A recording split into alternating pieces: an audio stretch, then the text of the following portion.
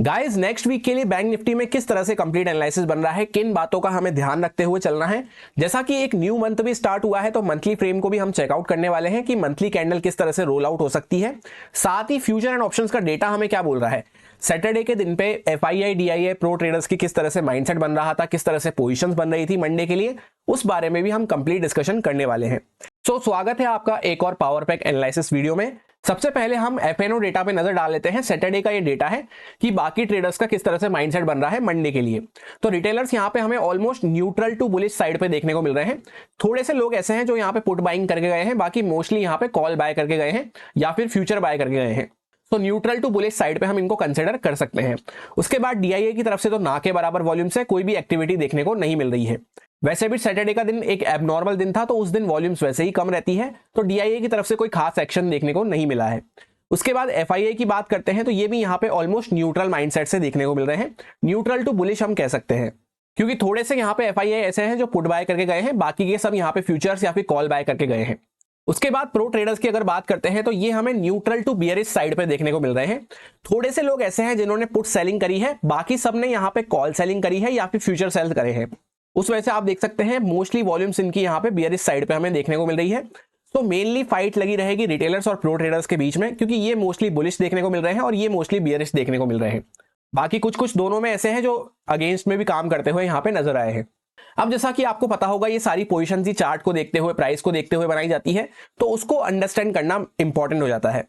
सबसे पहले monthly time frame पर नजर डाल लेते हैं, क्योंकि एक नया मंथ स्टार्ट होता हुआ नजर आया है तो किस तरह से कैंडल बन सकती है थोड़ा आइडिया हमें लग जाए। जैसा कि इस ट्रेंड लाइन को अगर हम चेकआउट करते हैं तो इसको हम काफी लंबे टाइम से डिस्कस करते हुए आ रहे हैं। 16 साल से मार्केट कंटिन्यू इस पर रेजिस्टेंस फेस करता हुआ चल रहा है। 2008 के आसपास से ट्रेंड लाइन कंटिन्यू यहाँ पे रेजिस्टेंस फेस करवाती हुई चल रही है। इसको हम काफी लंबे टाइम से यहाँ पे डिस्कस करते हुए आ रहे हैं। अभी यहाँ पे हम जूम करके देखते हैं तो एग्जैक्टली उसी के आसपास से हमने रेजिस्टेंस लेके वहां पे एक सेलिंग की कैंडल बनाई थी, काइंड ऑफ इनसाइड कैंडल हमने यहाँ पे बनाई थी। उसके अंदर में नेक्स्ट कैंडल वापस से उसके अंदर में ही क्लोज करी और अभी भी कहीं ना कहीं पे उसके अंदर में ही हम घूम रहे हैं। यानी कि जो दिसंबर की कैंडल थी उसी के अंदर में जनवरी फरवरी की कैंडल हमें देखने को मिल रही है और मार्च की कैंडल अभी बनना चालू हुई है। तो ये जो फरवरी कैंडल का हमें हाई देखने को मिल रहा है रफली अराउंड 47,363 के आसपास देखने को मिल रहा है।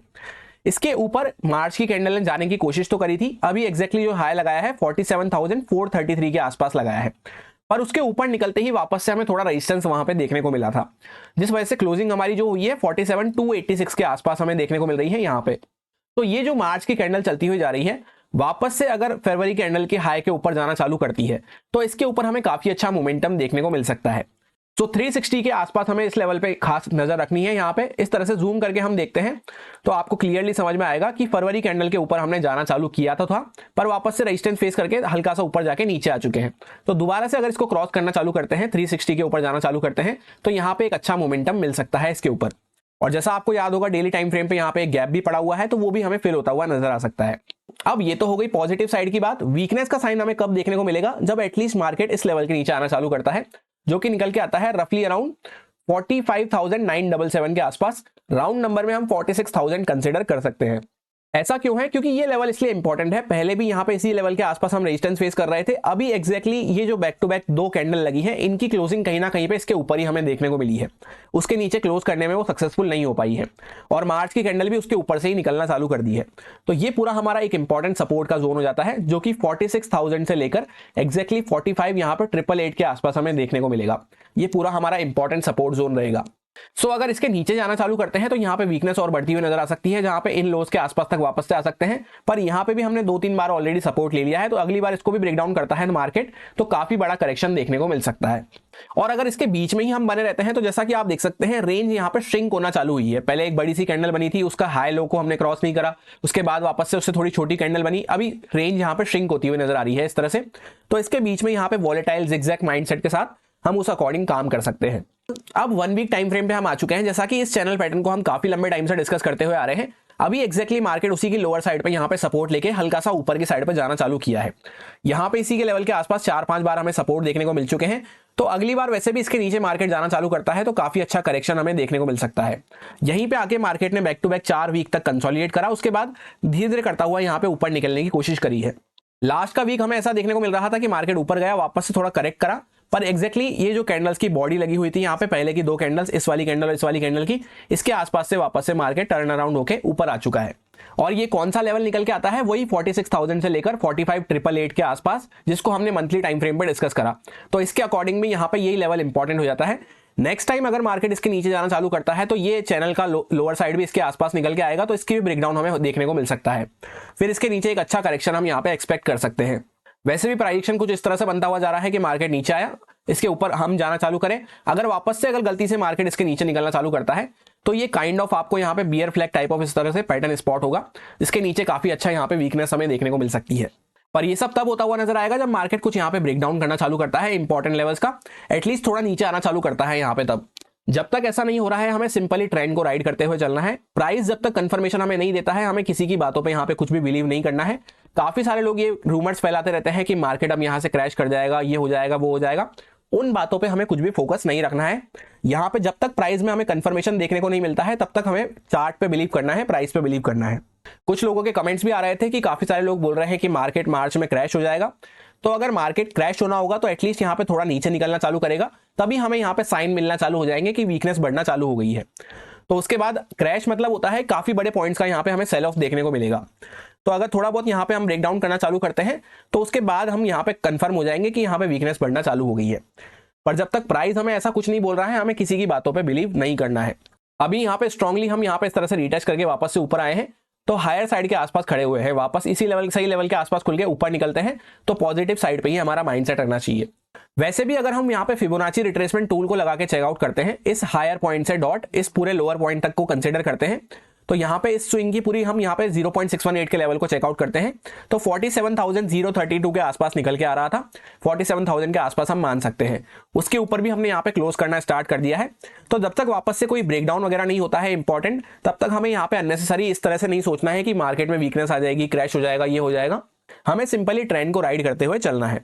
अब हम लोग आ चुके हैं वन डे टाइम फ्रेम पे। जैसा आप देखेंगे यहाँ पे एक गैप अच्छा खासा हमें पेंडिंग देखने को मिल रहा है। एग्जैक्टली उसी के आसपास आके सैटरडे को यहाँ पे पॉज टाइप ऑफ कैंडल हमने बनाई है। सैटरडे का सेशन वैसे भी एक एबनॉर्मल सेशन था, जिसके बारे में मैंने आपसे कहा था कि कोई भी खास वॉल्यूम्स हमें देखने को नहीं मिलेगी और मैं भी अग्रेसिव होकर पार्ट लेने में इंटरेस्टेड नहीं हूं। ये सिर्फ यहाँ पे एक टेस्टिंग के लिए किया जा रहा है। अब यहाँ पे हम प्राइस एक्शन को चेकआउट करते हैं तो काफी अच्छा यहाँ पे डबल बॉटम टाइप स्ट्रक्चर बना के इस तरह से यहाँ पे वापस हम ऊपर आए, flag and pole type of structure बना के, जिसको हमने डिस्कस भी किया था। काफी अच्छा इसके अंदर मूव करता हुआ मार्केट चल रहा था और हमने ये डिस्कस भी किया था कि यहाँ पे मार्केट वापस से स्ट्रेंथ का साइन हमें जब भी दिखाएगा जब ये जहां से हमने ब्रेकआउट को पूरा फेल किया है इसके ऊपर कुछ जाना चालू करते हैं। एग्जैक्ट लेवल जो हमने डिस्कस किया था वो था 46,555 से लेकर 46,755 का, कि ये 200 पॉइंट का इंपॉर्टेंट रेजिस्टेंस की रेंज रहेगी। जैसे ही इसके ऊपर कुछ जाना चालू करते हैं तो यहाँ पे स्ट्रेंथ का साइन हमें मिलना चालू हो जाएगा। इस तरह से मैंने आपको मार्क करके भी बताया था और वहीं पे एग्जैक्टली फ्लैग का ब्रेकआउट भी हमें होता हुआ नजर आया। तो इसके ऊपर काफी अच्छा स्ट्रेंथ में हम आ चुके हैं।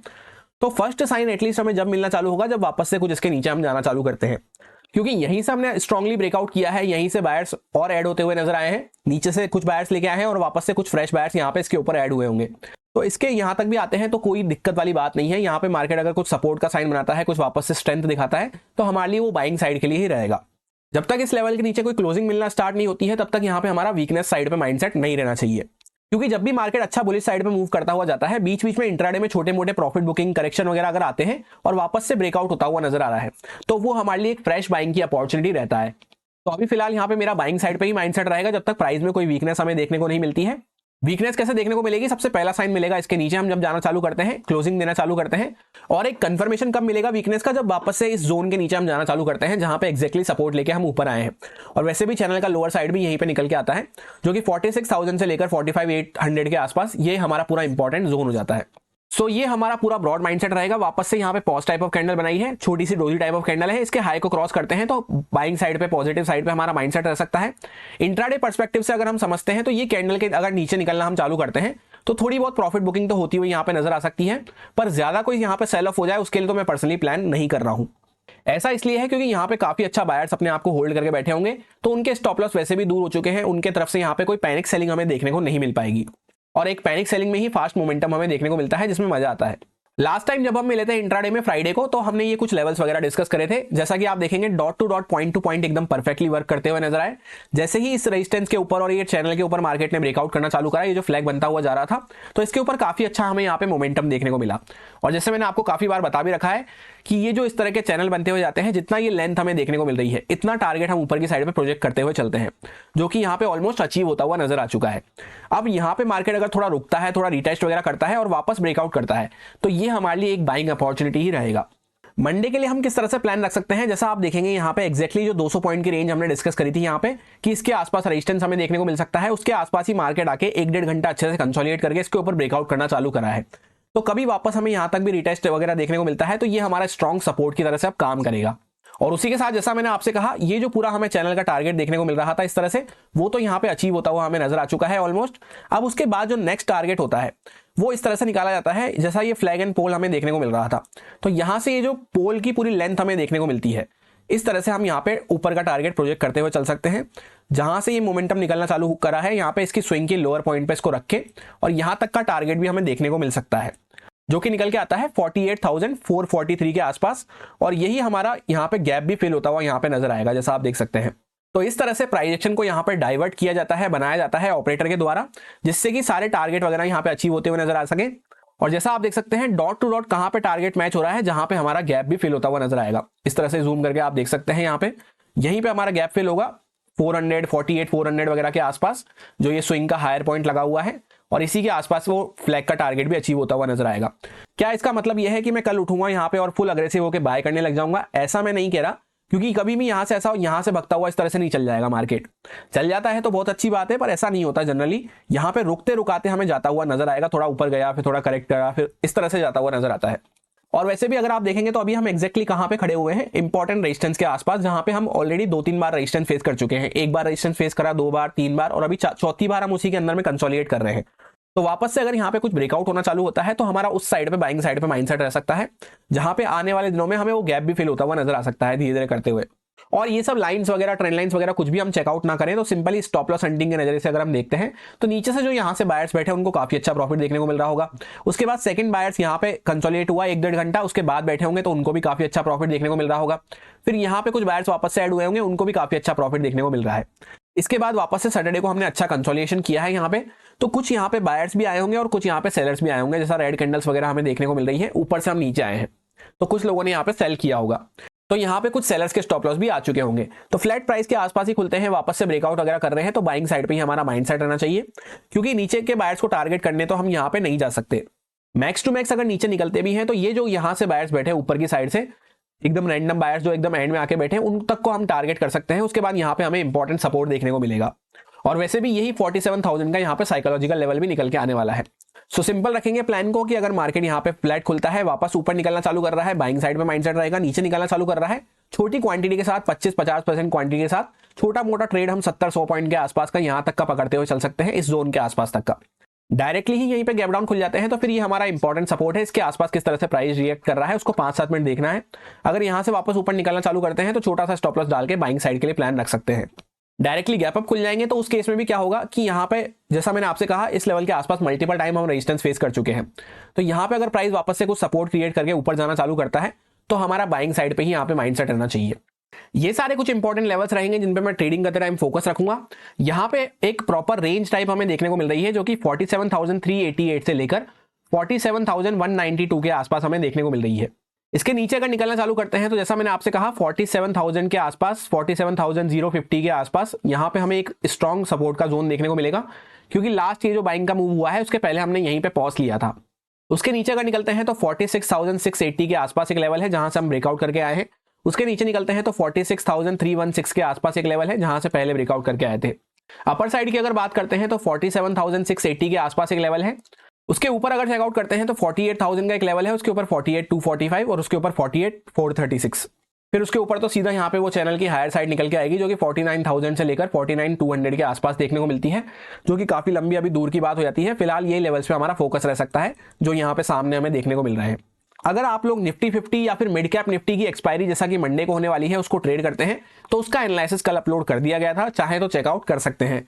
यही मेरा सिंपल सा एनालिसिस बन रहा था बैंक निफ्टी में, जो आपके साथ प्योरली एजुकेशन एक्सपीरियंस पर्पस से शेयर किया गया है, सारे लॉजिक्स एंड रीजंस को एक्सप्लेन करते हुए। अब अगर आपको समझ में आया हो, आपको अच्छा लगा हो, तो आप इसको यूज कर सकते हैं अपने रिस्क पे, अपने प्रॉपर रिस्क मैनेजमेंट को फॉलो करते हुए, अच्छे से स्टॉप लॉसेस वगैरह को फॉलो करते हुए। Happy Monday, thank you.